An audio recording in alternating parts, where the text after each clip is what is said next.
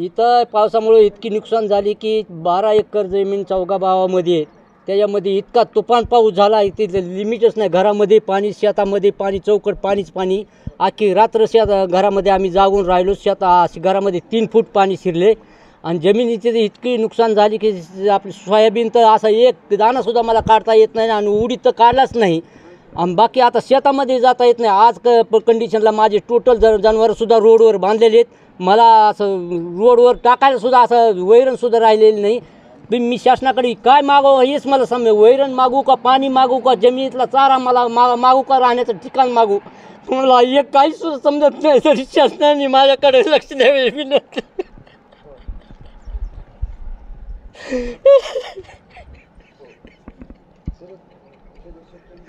तरी माझ्याकडे शासनाने जर लक्ष नाही दिलं किंवा माझ्या जमिनीतलं पाणी किंवा काढलं नाही की माझ्या घराकडे नाही लक्ष दिलं, मी आत्महत्या केल्याशिवाय राहणार नाही. मी नक्की ठरविलं.